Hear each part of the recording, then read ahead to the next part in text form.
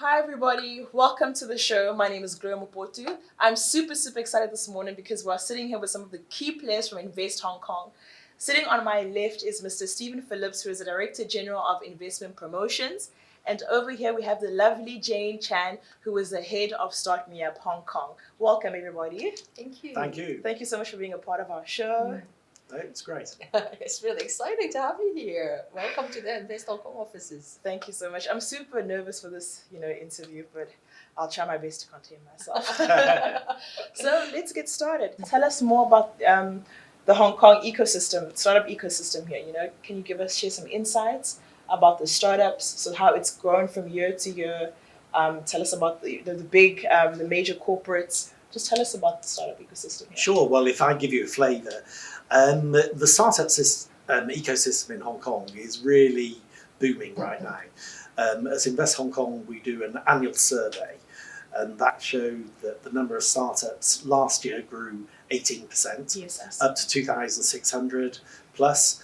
The number of jobs created, more excitingly for me, grew by a whopping 51%. What are some of the key industries that have also sort of like... Yeah, well, we're seeing startups in a whole range of different tech related sectors. Fintech, obviously a strength of Hong Kong based upon its traditional financial services role. We're seeing a lot in e-commerce, we're seeing a lot in logistics related technologies, and increasingly we're seeing a lot of companies in health tech and biotech. So it's very exciting indeed. On top of that, we're also seeing the big corporates in Hong Kong really engaging with the startup community. And that ranges from some of Hong Kong's biggest homegrown companies, looking at a whole range of different applications, some of the world's biggest automotive players, some of the world's biggest players in smart cities. And then on top of that, Hong Kong, again, as a financial services centre, has got a really deep pool of capital. So ranging from angel investors through VCs all the way to PE. So a very vibrant ecosystem that really is flourishing. Cool. And who are some of the sort of the major pillars who are helping to enhance the startup ecosystem? So now I'm talking about some of the incubators, accelerators, and so on and so forth. Well, we've got a whole range of different incubators and accelerators. As well as mentors and key people. Yeah, they roughly split into those that are supported by the public sector, so government funded, and the key players there are the Hong Kong Science and Technology Park and Cyberport, which have got very extensive programs to support startups as well as larger companies. And then we've got a whole range of different incubators and accelerators from the corporate world. So a good example, for instance, Infinity in the automotive space, looking at smart city type solutions. We've got CLP looking at innovations to support their business, which is traditionally in the power provision industry. Another example, Hong Kong and Shanghai hotels, looking at opportunities to bring in new technology to their hotel portfolio. Sure. So it's very broad based. Sure. So could you expand more on, you just spoke about hotels, and I remember I saw you on Monday, we were at an event together at Peninsula. Could you expand more on Hong Kong and Shanghai sort of like hotels? Yeah, well, Hong Kong and Shanghai hotels run the portfolio of Peninsula hotels, which are obviously globally very famous and have always been at the leading edge of adopting new technologies. Sure. But now they've been scouting the world for the best innovations that they can deploy both in their public areas but also in guest rooms. Last week they held this exciting competition where a number of companies were doing a pitch to actually work with Peninsula in terms of rolling out new innovations. Okay, rather, how do you feel about these hotel groups that are trying to now, incorporate startups and what they do into their business, their line of business? I mean, we've seen it with corporates. Why do you think now it's important for hotels to be jumping on the same sort of bandwagon? Well, I think if you look at it from the point of view of a startup, it's really important that the corporates, whatever sector you're in, are looking to commission the best technology. And I don't think the hotel space is any different. And in a city like Hong Kong, where tourism is so important, there's some great opportunities. We get 60 million visitors here. So it's big business. Cool. Maybe I can interject to that as well, actually. I Sure. think traditionally the hotel industry was disrupted quite early on with the online travel agent booking, and now a substantial amount of the revenue and bookings is derived from internet-based bookings. But aside from that early push, there hasn't actually been that much kind of adoption of technologies across the board. Now the Peninsula are a little bit of an exception because they've been having this R&D kind of lab for decades, actually. And now this focus on bringing the startups into the company itself, I think it's a recognition that you can do so much innovation in-house, but at some point, the best kind of ideas and the expectations from your customers, especially that luxury kind of segment where they demand quite a bit. I mean, you deploy tech. It's a great way of actually either streamlining your operations or even giving your customer a better experience. And for luxury groups, that's really, really important. And that's why the Peninsula, having recognised that this external influence is really good internally, they've launched this Kaleidoscope program and selected 2 companies to bring some of the technologies in. But they've already said that they intend to run this twice a year because they recognise it's so important for the industry to actually embrace some of this new technology and basically enhance the customer journey or improve their operations. Cool. So Jayne, in your answer, you just mentioned R&D labs. Could you please elaborate on that and explain to those who don't know what R&D labs are? Sure. We're finding corporates are setting up internal divisions Sure. and populating it with a few people focused on creating innovations for the various different business units internally. Now, a lot of the corporates are now starting to look outside their own internal staff pool Sure. and actually embracing startups. Because frankly, there's only so much you can sort of leverage your internal pool of Sure. staff and the ideas that they come out with. And then you recognise that startups have these ideas that you didn't even think were possible. You can now start bringing some of these in, whether these are technologies that can help to streamline company processes or enhance a customer journey, Sure. for example. And someone like Infinity have been doing this for several years now. They've run an accelerator, actually, as well, where they've got a physical location to find the best and the brightest technology companies that can solve specific issues in their company, or open up new business opportunities for them. And what's great about something like this is that not only do they get exposure to some of this fantastic tech that these startups are developing, but the fact that they can actually get their own internal business heads or different staff actually, dealing with these startups and learning from these startups and getting infused with this whole startup, lean way of doing things, a fast way of doing things. Yeah. So it's actually beneficial on both sides. Your startups obviously benefit from the incredible knowledge that these business heads have. And on the other hand, you get a much more kind of innovation-focused culture that's going to be pervasive throughout your company, which can only be a good thing, especially, in a sector where technology is going to be such a massive disruptor to their business. Maybe I can add to that. From Sure. the government's point of view, we're working really, really hard to attract world-class R&D to Hong Kong. Okay. So over the last year, we've rolled out a whole raft of support policies to make it easier for companies to do R&D in the city. And that includes very significant tax deductions for R&D expenditure, a talent scheme to bring in high-quality talent to Hong Kong. So these are some of the fast-track initiatives that the Yeah. government has implemented. Yeah. Okay. And for companies that will be doing R&D, Sure. they might be able to get grant funding from either the Science Park or Cyberport. And really the reason that we think Hong Kong is so ideal for this is its fantastic geographic location at the heart of Asia, obviously part of China where you've got the massive scale of opportunity. But Hong Kong has that rule of law and intellectual property protection, which gives companies the comfort about actually doing R&D in this city. Okay, cool. Back to startups. What is Invest Hong Kong doing specifically for startups to help them to scale in the Greater Bay Areas? Perhaps I can start off actually by explaining what the Greater Bay Area is. And this is the close economic integration of Hong Kong and Macau and 9 cities in Guangdong. And why it's really interesting to startups is the scale of the marketplace. There are 68 million consumers. They're some of the most innovative companies in China, particularly in Shenzhen.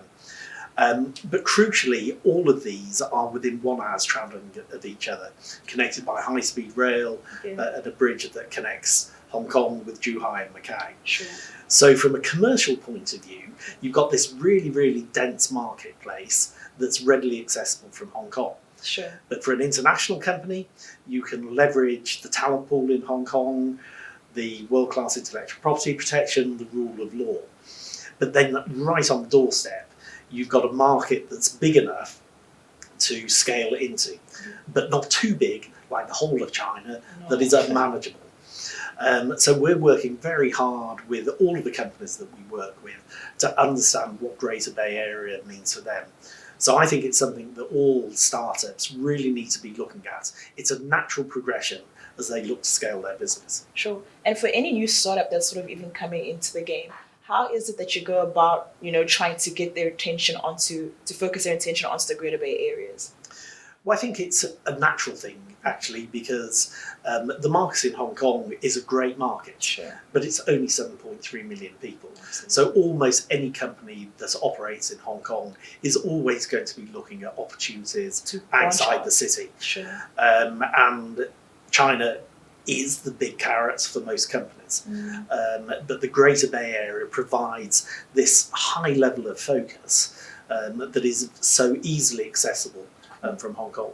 Nice, very good. Anything you want to add, Jayne? Yeah, I was just going to add that, specifically on the hardware tech side, actually, we're seeing a lot of companies from overseas coming to set up in Hong Kong and actually developing a lot of the ideas, the design, and, all that initial development in Hong Kong, and then going to Shenzhen or Guangzhou to actually do the rapid prototype, do that iterative kind of very quick kind of processing. It's interesting you should say that, because I've had conversations with my friends randomly who have recently gone to Shenzhen, and they're like, it's developed. It's really tech focused, and it's something it's an amazing innovation center, frankly. And I think Shenzhen, with that kind of capability, as well as the the facilities in terms of small batch manufacturing, as well as the large scale manufacturing and logistics kind of like infrastructure setup. Plus Hong Kong with its international know-how, as Stephen mentioned, the rule of law, and the fact actually that you can actually access both Chinese, mainland Chinese, as well as international social media, which is oftentimes how startups actually start marketing their products. It's hugely important, and they do a lot of the hardware or development in China and southern China and the GBA. And then they bring it back to Hong Kong and basically, integrate all these different components together and market it through Hong Kong. And one thing we shouldn't actually forget, one of the things that startups mentioned to me, one of the reasons they're in Hong Kong is the fact that you've got obviously the access to the Greater Bay Area, but Hong Kong's quality of life actually is hugely important. You've got, quite basically. Well, there are options actually. There are definitely options, but the food is fantastic. You've got the mountains, the sea, the beaches.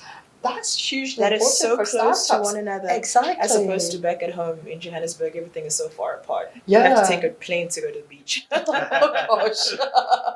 So I guess in Hong Kong it's a bit of an advantage. And it's important. Sure, it is. Cool. So last week we just passed the StartMeUp Festival, which Invest Hong Kong organized. Could you please tell us more about this event? Why does it exist? How long it's been running? And what's the purpose of it?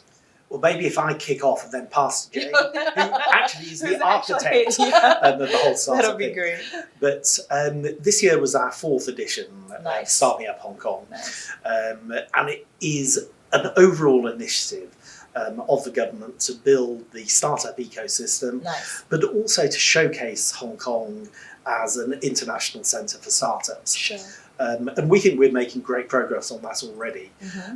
More than a third of startups in Hong Kong have got international co-founders.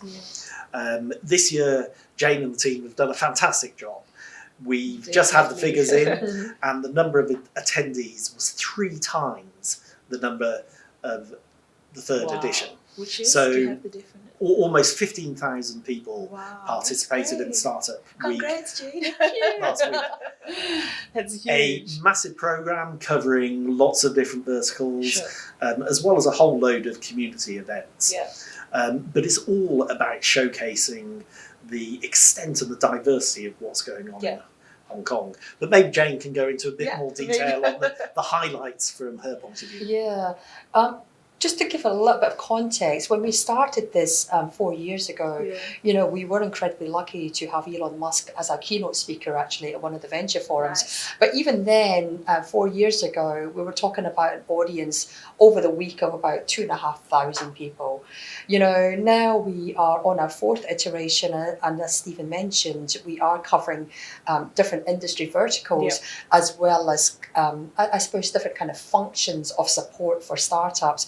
You know, we're going up to just under 15,000 people purely on what we call the core events, the main events. But the community events, we're still waiting for figures, and we think that's going to add another, 1,000 or so to the official numbers. So it's actually, great to see how Hong Kong has actually developed its startup ecosystem from those early stages of just a few thousand. And there was definitely interest then, but we're now seeing, an evolution and, of the startup ecosystem. We're talking about fintech, for example, is something that we actually spun off this year because the fintech component last year was becoming such a big driver, and we've got the fintech week happening every year now. But taking that out of the equation, we've got health tech, we've got smart city technologies, we've got retail technologies, and very diverse offerings within that as well. And we've got Alibaba, creating their Jumpstarter event at our festival for the first time this year, as well as W Hub's Startup Impact Summit. Both those events are really focused on supporting startups where it matters. So it's a case of finding them potential clients through that connection with corporates and industry, or it's finding them potential investors, because it's direct kind of meeting setups, one-to-one meetings that selected and curated startups have access to. For the Startup Impact Summit, in addition to all these meetings with investors and corporates, there was also like a startup services marketplace, also for those services firms who want to target startups, who find it actually quite hard to reach this group of people normally. So there was a forum for them to actually, connect to a lot of these different companies at one time. And, we got some fantastic speakers, so hugely pleased. It was great. Now, just out of curiosity, you mentioned that for your first festival, you got Elon Musk to come and speak. How did you go about doing that? I mean, this was something you'd never done before. So how were you able to convince him that this is where he needed to be? It was a lot of convincing, actually. And actually having a hugely supportive local Tesla team really helped, because obviously Invest Hong Kong is here to help overseas companies set up, not just startups, sometimes quite sizable companies as well.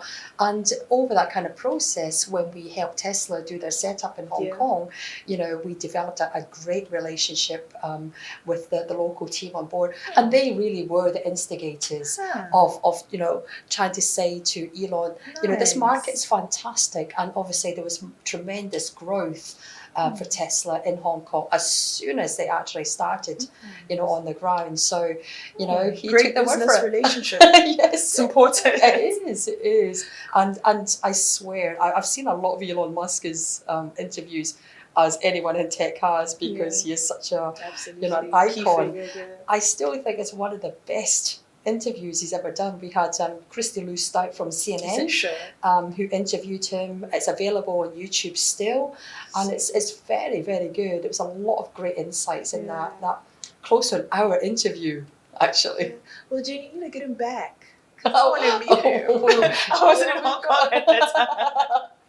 We're working on some other big speakers also. Oh, I can't wait. But I hope he comes back. It'd be great to meet him. Yeah, me too. So what are some of the key insights that you can share with us concerning this conference? What are the key takeaways that, that were really impactful? And I'm that sure. we could learn from? Yeah, Stephen, you've probably got some views on that one.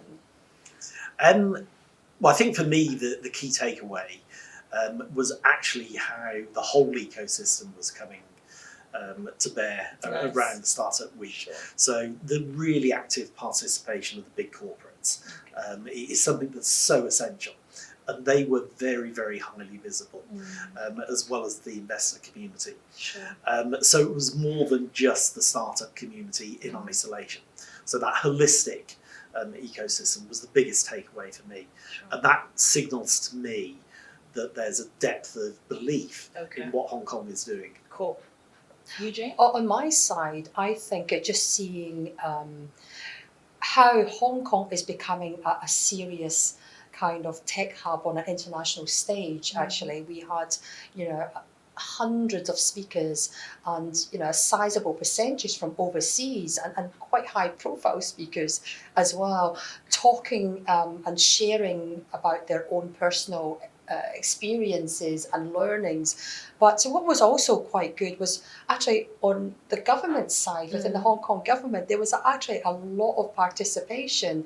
We had representatives from different departments speaking about the initiatives that the Hong Kong government is actually looking into. And I highlight the talk from NT Cheung from Hospital Authority. I mean, the Hospital Authority here is doing amazing things with innovation, like 30 years of, digital patient data that they're looking now to package up anonymously and working with university to actually, develop new preemptive kind of health solutions. It's a lot of these kind of things that we may not be particularly great at just putting out there to the public, but coming to the event, there was a lot of these kind of sharing sessions where people can actually find out what the government themselves were doing and the kind of things that we're also looking at and hoping to embrace in future as well. So it was definitely a win on that side in terms of just getting information that the government is doing out there, but also that international aspect of participation as well. Where tech and innovation is involved, what are some of the future projections that you see coming into the future where tech is concerned? Well, I think if we look at that in the context of where Hong Kong wants to excel, we as a government really have focused on 4 key areas. So AI, robotics, smart cities, fintech, and healthy aging, both health tech and biotech. So the policy support and the focus of the government, both on the academic side and the commercial side, is in those areas. The AI obviously underpins much of the work, but that's where we'll see the bulk of the effort in Hong Kong. But that isn't to say that we won't see rapid developments in other areas. PropTech, for instance, is very buzzy in Hong Kong. Obviously a city with multiple buildings, so great opportunities there.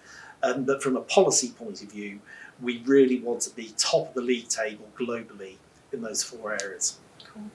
And I think just echoing what Stephen has just mentioned on the biotech side and the health tech side, some of these policies that we're talking about is, for example, on a stock exchange where they are letting pre-revenue biotech companies to list.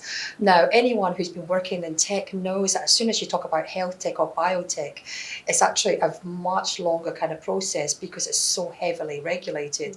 The investments take a long time to get a return on investment, ROI. Why is that, if I may ask?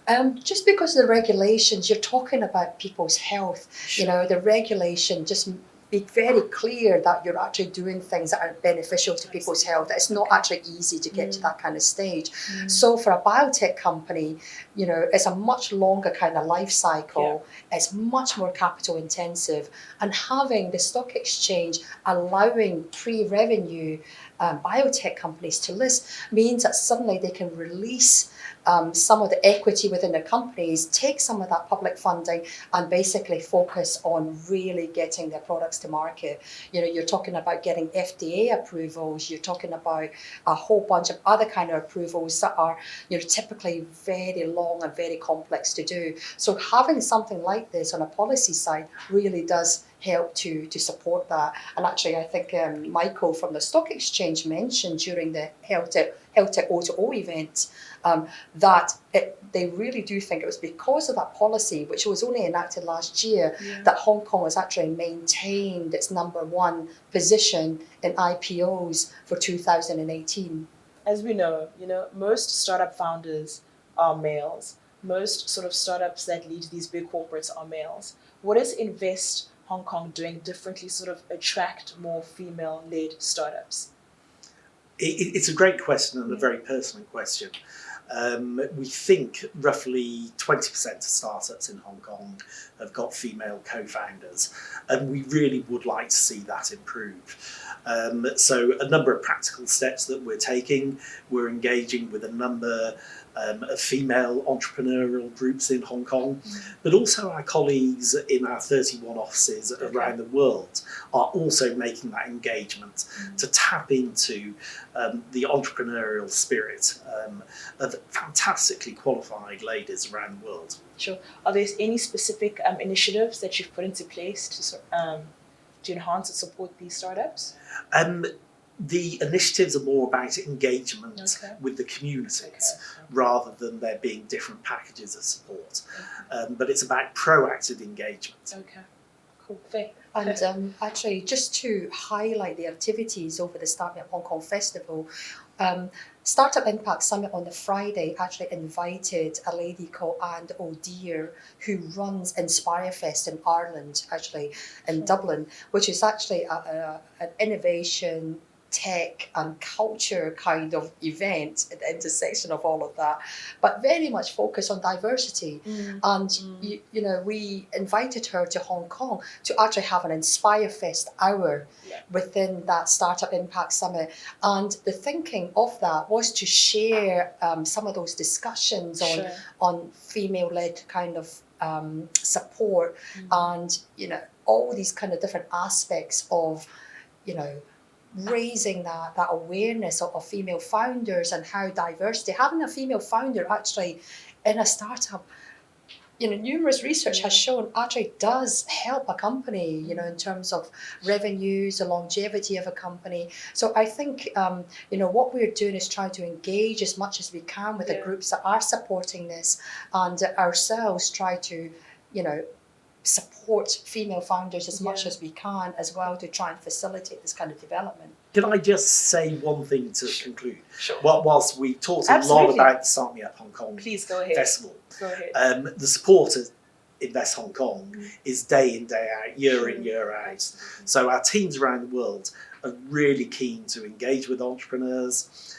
If you ever want to chat about Hong Kong and how it could help your business, our guys would be really, really happy to do so anytime. Sure. Stephen, you've just mentioned that you guys are sort of all over the world. Where could you list some of the particular countries that you guys are situated in, and how can these particular places sort of like help, get startups to kick off their career? Yeah, delighted to do so. We've got 31 offices around the world, in every continent. So the teams there are all focused on helping a company understand what Hong Kong can mean for them. So we'll talk through the company's aspirations. We'll help them understand where Hong Kong might have an angle. And then we'll connect them to colleagues here in Hong Kong or other parts of the Hong Kong ecosystem to take things forward. But we're in all of the key tech centres globally. So San Francisco, we're in New York, we're in Toronto, in London, in Berlin, we're in Scandinavia, we're in Israel. So we really are very focused on rooting out leading companies globally and helping them see how Hong Kong can help them grow their business. Nice. So I remember me and my friends were having a discussion one day, and it was on the topic of AI and robotics and how that could potentially, disrupt a lot of jobs in the future. So now, regarding millennials or kids that are still in high school or still in school and have not yet finished their studies and that are hoping to, get jobs in their dream companies, what is that particular thing that you think they need to sort of be on the lookout for that could potentially shatter their dreams to a certain extent, right? Probably two things that I would say. Okay. First of all, we need more young people in Hong Kong to study STEM subjects. Which are specifically science, basically maths. in sciences and maths, and more of them to study computer science. Okay. We have a tendency in Hong Kong that people study very traditional subjects. People want to go into medicine or law or finance. And future jobs are probably going to lie in a very different area, or at least need different skill sets. Okay. And secondly, I think people really need to be focused on understanding what's going on across the whole of China, including Greater Bay Area, and the rest of Asia. So those are the two core skills that I think young people need to be focused on. And some of that requires a shift in societal thinking. It requires parents to begin to think about where does the future lie for their kids. But it also requires us to change the education system and make sure that we're providing the right options for young people that are going to equip them for the market in 10 or 15 years' time. What's interesting about that is, so you mentioned that, you know, a lot of students need to pay attention to these core subjects such as maths and science. But if I could take it back to, like, you know, to when I was in high school, primary school, I remember science and maths were the subjects that I was not particularly good at. And it was not because, you know, I someday aspired to be like a doctor, so I forced myself to learn, like, you know, chemistry and stuff like, but it just wasn't my passion. I didn't want to get into that sort of industry. So what do you say to those who don't care to learn about maths and science and geometry and all those kind of things, because it's just not their thing? I think the beautiful thing about future jobs is that no matter what areas that you are interested in, technology is going to impact it in some way, especially in 10 to 15 years' time. So even if you're really into, you know, fine arts, for example, there will be a leverage of technology that will be, you know, integrated in some kind of way with those kind of industries. And I think if you've got a kind of specific interest, whatever that interest would be, and you equip yourself at least with an understanding of like computing terms, actually that generation is, you know, it's native to them. They really are. We call them digital natives because, you know, they're so at ease with what's on their computers, what's on their phones. It's not even going to be seen as something that's going to be separate. It's almost something that's intuitive. When you tie in that kind of know-how and that kind of ease with technology with their passion, fantastic things will happen. And it's a case of just being true to yourself as to what you really are interested in, and, you know, being open to actually working with technology in so many different ways that maybe you didn't really think about before. So I actually think it bodes really well for the future generations. So there you have it, folks. That was our interview for today. Thank you so much, Steve, and thank you so much, Jayne, for joining us. Any closing remarks that you'd like to share with us before we go? Well, Gloria, firstly, thank you for coming along to see us this morning. Closing remarks, Invest Hong Kong is there to help entrepreneurs around the world, and we really do want to help.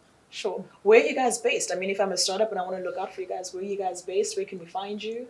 Go to www.investhongkong.gov.hk, and then you've got all of our office addresses there. Great, cool. Great, thank you. Bye, guys.